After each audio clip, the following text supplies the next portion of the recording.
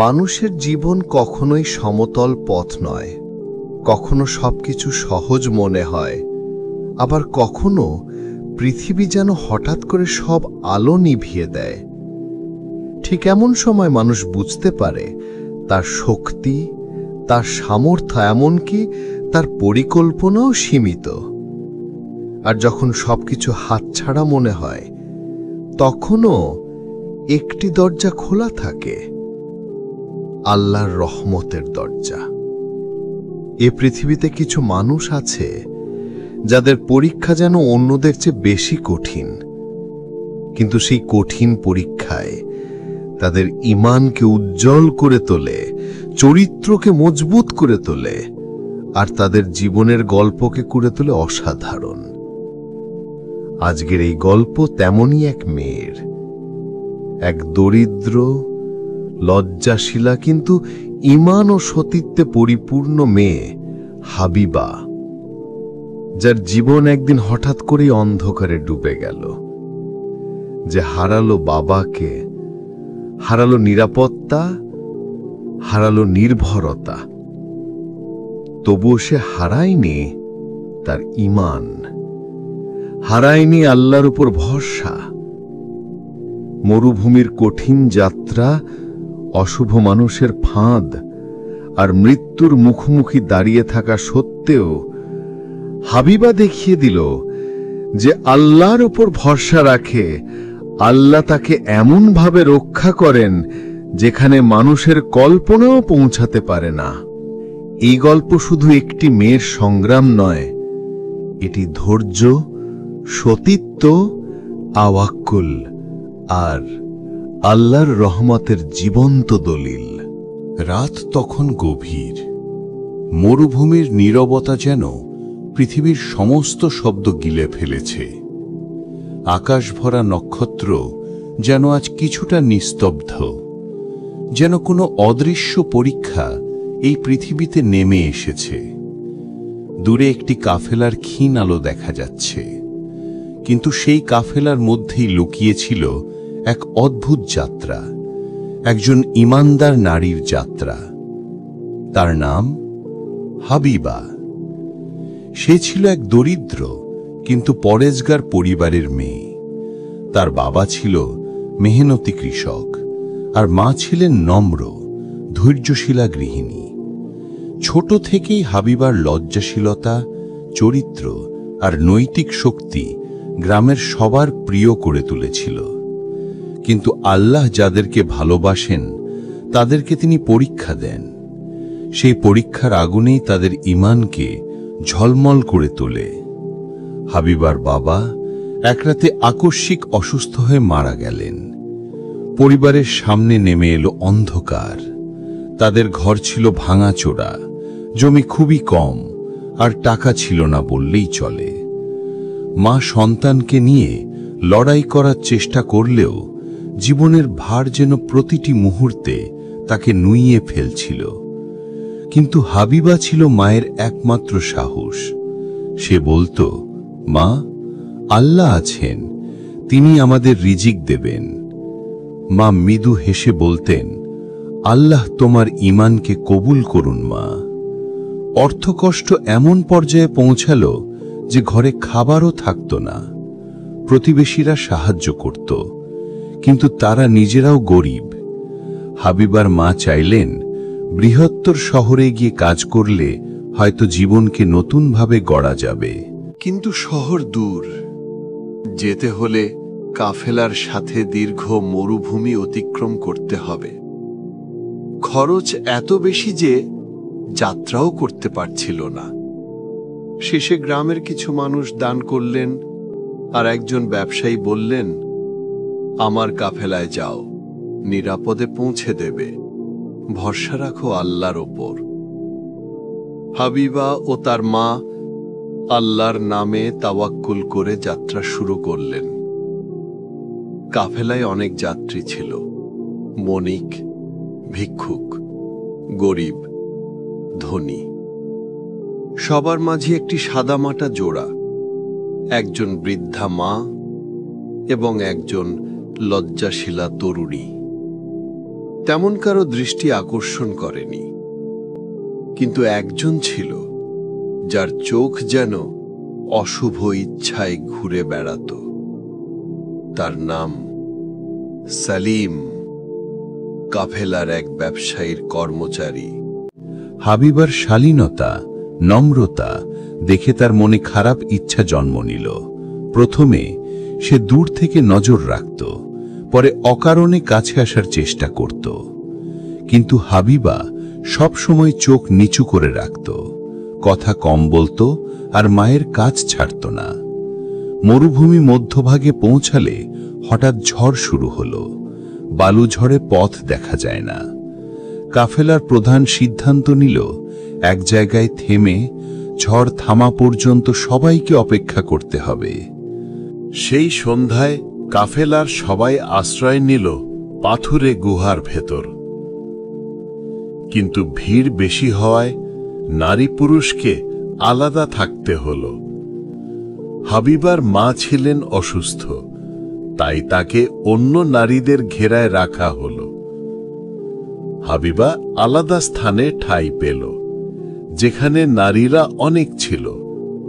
কিন্তু ঝড় বাড়তে থাকায় সবাই গুটিসুটি মেরে ঘুমিয়ে পড়ল। গুহার ভেতর আধো অন্ধকার। ঠিক তখনই শুরু হল হাবিবার জীবনের আসল পরীক্ষা। রাত গভীর হওয়ার পর হাবিবা কানে শুনতে পেল এক অদ্ভুত শব্দ, পায়ের শব্দ, তারপর নিচু স্বর। সে ভয় পেল। কেউ যেন চুপি চুপি নারীদের গুহার অংশে ঢুকে পড়েছে। হাবিবার হৃৎস্পন্দন বেড়ে গেল। এক মুহূর্ত পর বুঝতে পারল এই লোক তো কাফেলার লোকই। কণ্ঠস্বর শুনে চিনে ফেলল এ সালিম। হাবিবা দ্রুত চারপাশে তাকাল। সবাই ঘুমিয়ে। সে একটু সরে অন্যদিকে যেতে চাইল, কিন্তু সালিম পথ রোধ করে দাঁড়াল। সে ধীরে বলল, তোমার সৌন্দর্য আমাকে পাগল করে দিয়েছে। ভয় পেও না, তোমাকে আঘাত করব না, শুধু কাছে আসো। হাবিবার শরীর শিহরিত হয়ে উঠল। সে এক ধাপ পিছিয়ে বলল, আল্লাহকে ভয় করো, আমাকে এভাবে কষ্ট দিও না। সালিম হেসে বলল, এখানে কেউ নেই, তুমি আর আমি ছাড়া আর কেউ জানবে না। এই কথার মধ্যে এমন অন্ধকার ছিল যা মানুষের বিবেককে ধ্বংস করে। হাবিবা চোখ বন্ধ করে দৃঢ় কণ্ঠে বলল, আমি সর্বস্ব হারাতে রাজি, কিন্তু আল্লাহর অবাধ্য হতে রাজি নই। তুমি আমাকে ক্ষতি করতে চাইলেও আমি আল্লাহর ওপর ভরসা করি, তিনি আমাকে রক্ষা করবেন। সালিম ক্রুদ্ধ হল। সে বলল, আল্লাহ এখানে তোমাকে বাঁচাতে আসবেন? মরুভূমির অন্ধকারে কে দেখবে? হাবিবার চোখে পানি এসে গেল, কিন্তু কণ্ঠ ছিল দৃঢ়। আল্লাহ দেখেন, তার কাছে সব প্রকাশ, তার হুকুম ছাড়া পাতাও নড়ে না। সালিম আক্রমণ করতে এগিয়ে এলো। ঠিক তখনই এক প্রচণ্ড শব্দ শোনা গেল। গুহার বাইরে বজ্রপাত হল। সালিম ভয় পেয়ে পিছিয়ে গেল। এবার কাফেলার কয়েকজন আতঙ্কিত হয়ে ভেতরে ঢুকে বলল, কেউ আছো এখানে? শব্দ পেলাম। সালিম নিজেকে সামলাতে না পেরে দ্রুত অন্ধকারের দিকে পালিয়ে গেল। হাবিবা কান্নায় ভেঙে পড়ল, কিন্তু এই কান্না ছিল মুক্তির। সে সিজদা দিয়ে বলল, হে রব, তুমি আমাকে রক্ষা করেছ। কিন্তু তার জানাই ছিল না সামনের পরীক্ষা আরো বড়। ঝড় থেমে গেলে কাফেলা আবার যাত্রা শুরু করল। সালিম দূর থেকে হাবিবার দিকে বিষাক্ত দৃষ্টিতে তাকাচ্ছিল। তার ব্যর্থতা তাকে আরো প্রতিশোধ পরায়ণ করে তুলেছিল। সে মনে মনে ঠিক করল, এই মেয়েকে মরুভূমিতে ফেলে রেখে আসব, কেউ খুঁজেও পাবে না। সে চুপি চুপি আরো দুজন খারাপ লোকের সাথে নিল, যাদের নৈতিকতা ছিল খুবই নিচু। এক সন্ধ্যায় কাফেলা বিশ্রামের জন্য থামলে সালিম হাবিবার মাকে আলাদা করে নিয়ে বলল, আপনার মেয়ে নাকি অসুস্থ হয়ে পড়েছে, তাকে একটু দূরের তাঁবুতে রাখা হয়েছে। মা উদ্বেগে পড়ে হাবিবার খোঁজে বেরিয়ে গেলেন। এই সুযোগে সালিম তার সহযোগীদের নিয়ে হাবিবাকে চুপি চুপি কাফেলা থেকে দূরে টেনে নিয়ে গেল মরুভূমির মাঝখানে। হাবিবা চিৎকার করতে চাইছিল, কিন্তু চাপা দিয়ে তাকে বেঁধে ফেলে। লোকগুলো বলল, এখানে তুই মরবি, এরপর তোর মা ভাববে কাফেলায় হারিয়ে গেছিস। মরুভূমির অন্ধকার তাদের মুখকে আরো ঘৃণ্য করে তুলেছিল। কিন্তু হাবিবা ধ্বংসের মুখেও বলল, তোমরা আমাকে মেরে ফেললেও আমি আল্লাহর আদেশ ভাঙিনি। তোমরা যা করছো তার হিসাব আল্লাহ নেবেন। এই এক বাক্যে কাঁপন ধরল তাদের মনে। ঠিক তখনই দূর থেকে শোনা গেল ঘোড়ার খুরের শব্দ, জোরে জোরে দ্রুত গতিতে। সালিমরা চারপাশে তাকিয়ে ভয় পেয়ে গেল। ঘোড়ার ওপর ছিলেন কাফেলার প্রধান দলপতি হাম্মাদ। তিনি ছিলেন প্রবীণ, ন্যায়পরায়ণ ও ঈমানদার মানুষ। তিনি চিৎকার করে বললেন, তোমরা এখানে কি করছো? সালিম মুখ গুজে বলল, আমরা তো। কিন্তু হাবিবা রুদ্ধ কণ্ঠে বলল, আমাকে মরুভূমিতে ফেলে যেতে এনেছে। হাম্মাদের চোখ লাল হয়ে গেল। তিনি যোদ্ধাদের ডেকে বললেন, তাদের বেঁধে ফেলো, এদের বিচার কাফেলায় হবে। সালিম ও তার সহযোগীদের হাত পা বেঁধে কাফেলায় ফিরিয়ে আনা হলো। সবার সামনে ঘটনার বিচার হলো। হাবিবার মা মেয়েকে দেখে কান্নায় ভেঙে পড়লেন। মা, তুমি কিভাবে বেঁচে রইলে? হাবিবা বলল, মা, আল্লাহ আমাকে রক্ষা করেছেন। কাফেলার প্রধান দলপতি বললেন, এই মেয়ের ঈমান ও সতীত্ব পরীক্ষায় উত্তীর্ণ হয়েছে, আমরা গর্বিত। সালিমদের কঠোর শাস্তি দেওয়া হলো এবং কাফেলা তাদের শহর পৌঁছে কর্তৃপক্ষের হাতে তুলে দেয়। শহরে পৌঁছে সবাই হাবিবা ও তার মাকে সাহায্য করতে এগিয়ে এলো। কিছু নারী বলল, আমাদের সাথে থাকো, আমরা তোমাকে কাজে সাহায্য করব। এমন মেয়ে সমাজের জন্য সম্পদ। হাবিবা তার পরিশ্রম, চরিত্র এবং আচরণের জন্য সবার ভালোবাসা পেল। মেয়েটি সেলাই শেখার সুযোগ পেল। ধীরে ধীরে সে সেলাইয়ের কাজ করে রোজগার শুরু করল। তার সৎ চরিত্র, বিশ্বাসযোগ্যতা এবং নম্রতা মানুষের হৃদয় জয় করল। সময়ের সাথে সে একজন শিক্ষিত, প্রজ্ঞাবান মুসলিম মহিলা হয়ে উঠল। কয়েক বছর পর শহরের এক সম্মানিত আলেম তার ছেলের জন্য উপযুক্ত, চরিত্রবান মেয়ের খোঁজ করছিলেন।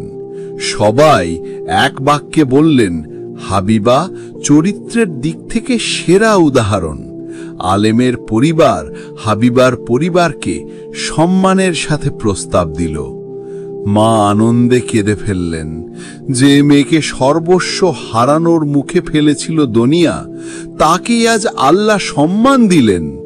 বিয়ের পর হাবিবা তার নতুন বাড়িতে শান্তিপূর্ণ জীবন পেল। সে তার স্বামীকে বলেছিল, আমার জীবনের সবচেয়ে বড় শিক্ষা, যে আল্লাহর ওপর ভরসা করে আল্লাহ তাকে কখনো একা ফেলে দেন না।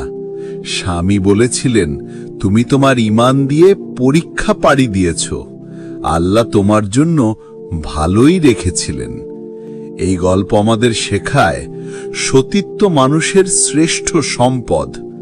আল্লাহর ওপর ভরসা করলে তিনি এমন জায়গা থেকেও সাহায্য দেন যা আমরা ভাবতেও পারি না।